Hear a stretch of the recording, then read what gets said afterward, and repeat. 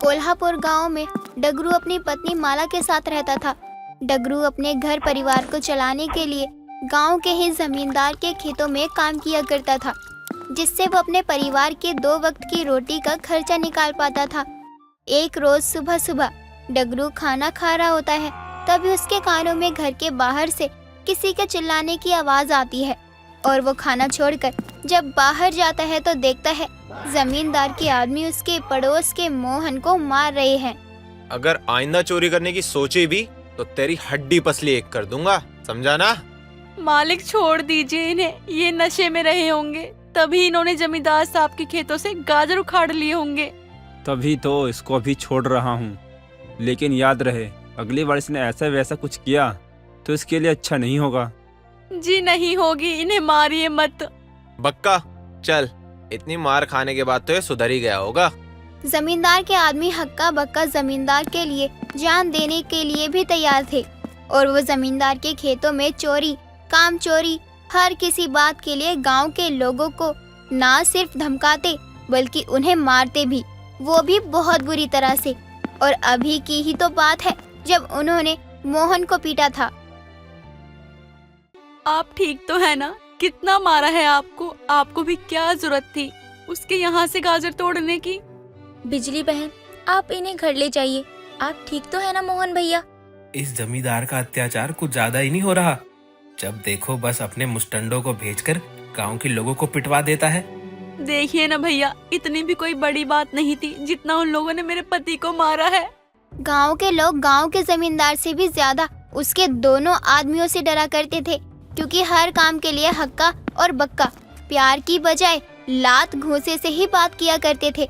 डगरू तो ये सब देखकर डर जाता है, लेकिन वो करता भी तो क्या, पेट पालने के लिए उसे काम तो करना ही था। और अब खाना खाए ही बिना जमींदार के गाजर के खेतों में पहुंचता है और काम करने लग जाता है। ये गरीबी भी ना कैसी है, जिनके पास पैसा है वो अत्याचार करने में लगे हैं और जो बेचारे गरीब वो बस अत्याचार झेल रहे हैं। लेकिन जो भी है, इस गांव को और गांव के लोगों को एक अच्छे जमींदार की तलाश जरूर रहेगी। खैर मुझे क्या। इतना कहने के बाद डगरू काम में लग जाता है और कई घंटे लगातार काम करने के बाद थक चुका था। अब वो थोड़ा आराम करने के लिए खेत के पास एक पेड़ के नीचे बैठ जाता है। कितनी राहत है यहाँ। थोड़ी देर बैठ जाता हूँ, फिर काम शुरू करूँगा। उसको बैठा देख जमींदार अपने दोनों आदमी के साथ वहाँ आता है और डगरू से कहता है, तेरी इतनी हिम्मत कि तू यहाँ बैठकर आराम कर रहा है? तुम नौकरों को हराम का खाने की इतनी आदत क्यों लग रही है? मालिक मालिक मालिक माफी चाहता हूँ। अरे मुझे बस 2 मिनट हुए हैं बैठे हुए मालिक। हम कैसे मान लें कि तुम्हें यहाँ बैठे हुए थोड़ा समय ही हुआ है? मैं अपनी कसम खाकर कहता हूँ, अपनी रोजी की कसम खाता हूँ। मैं अभी बैठा हूँ मालिक। मालिक आप कहो तो तोड़ दे इसका हाथ पैर। इसकी धुनाई तो जरूरी है, लेकिन अभी इसका हाथ पैर तोड़ दिया तो खेत में काम कौन करेगा? इसे तो बाद में देखते हैं। बस काम पर ध्यान दे। अगर तेरा ध्यान एक बार भी काम पर से हटाना तो तू दुनिया से हट जाएगा। डगरू अब डर से उठकर काम करने में लग जाता है। इधर जमींदार और उसके आदमी डगरू और खेत में काम करने वाले मजदूरों को धमकाकर चले जाते हैं।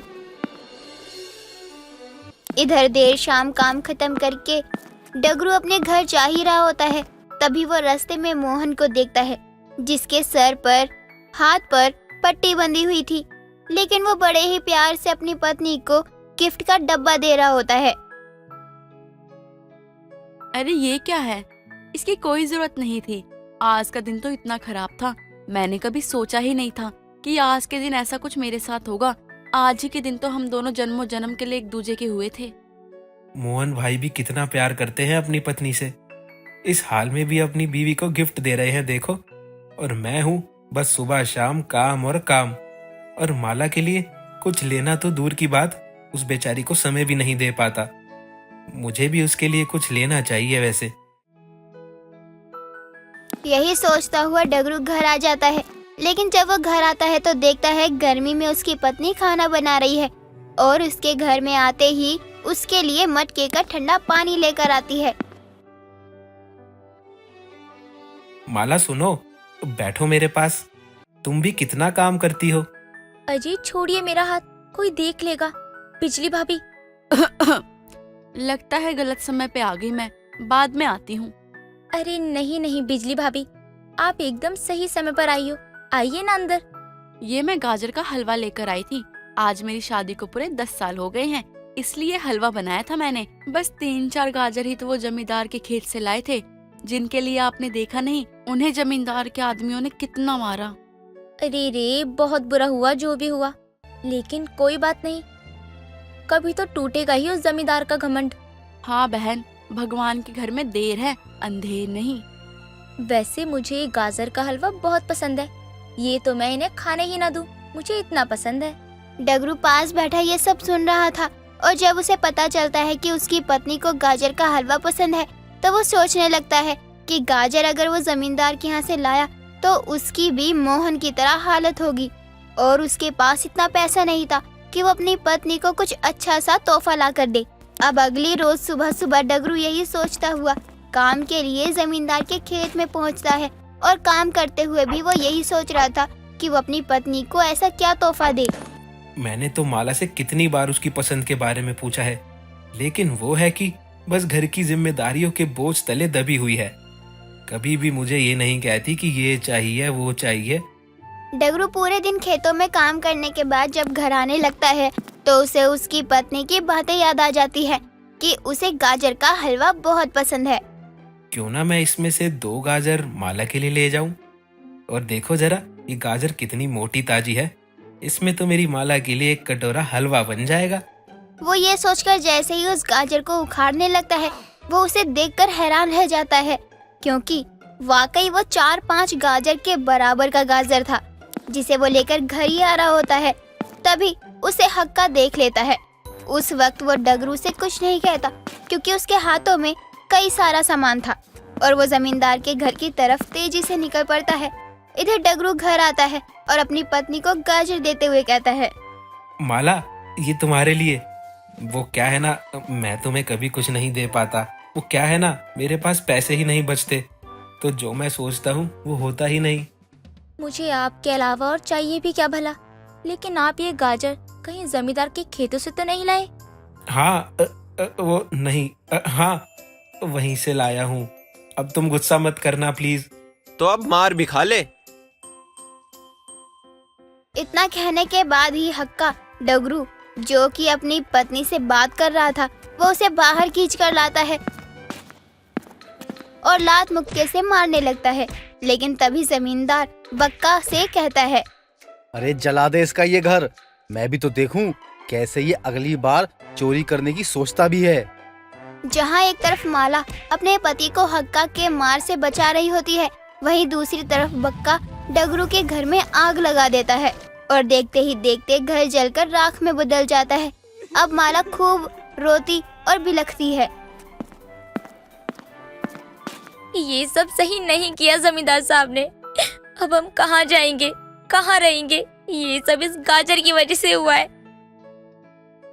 इतना कहने के बाद माला उस गाजर को दूर फेंक देती है और अपने पति का सर गोद में रखे रो रही होती है। दोनों को अपने घर के जल जाने के बाद और कोई आस ही नहीं रह गई थी। वो दोनों ही पति पत्नी रोते हुए सो जाते हैं।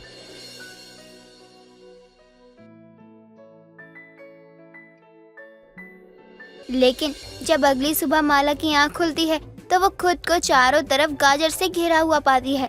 लेकिन तभी डगरू भी उठकर बैठ जाता है और वो भी अपने आसपास का नजारा देखकर घबरा जाता है। तभी जिस गाजर को कल माला ने गुस्से में फेंक दिया था, उसमें से आवाज आती है, तुम दोनों मेरी वजह से मुसीबत में हो ना, अब मैं ही तुम दोनों को इस मुसीबत से बाहर निकालूंगी। नहीं नहीं, ऐसा नहीं है माला, ये सब तुम्हारी वजह से नहीं हुआ है। ये मैंने ऐसा नहीं कहा। अजी, ये गाजर बोल कैसे सकती है? तुम बोलने वाली गाजर हो? अरे लेकिन ऐसा कैसे हो सकता है? मैं बोलने वाली जादुई गाजर हूँ जिसे तुम कल खेत से लाए थे। गाजर बेहद ही अद्भुत थी, जिसमें से रोशनी निकल रही थी, जिसे बड़े ही हैरानी से दोनों पति पत्नी देख रहे थे। तभी जादुई गाजर उन दोनों से कहती है, कल यहाँ पर जो भी हुआ वो ठीक नहीं था। जमींदार और उसके आदमियों ने तुम्हारा घर भी जला दिया, लेकिन अब तुम घर की चिंता मत करो। यहाँ जितने भी गाजर मौजूद हैं, तुम उनसे अपना घर तैयार कर सकते हो। उसमें मैं तुम्हारी मदद करूँगी। आपका बहुत बहुत शुक्रिया। अब डगरू भी उस जादुई गाजर की बात मानकर गाजर से घर बनाना शुरू कर देता है और कुछ समय में ही डगरू और माला का गाजर का घर तैयार भी हो जाता है। कड़ी मेहनत के बाद माला और डगरू उस जादुई गाजर की मदद से अपना आशियाना बना लेते हैं और वो गाजर का घर बेहद ही सुंदर और अद्भुत बना लेते हैं, जिसे देखकर हर कोई हैरान हो जाता था।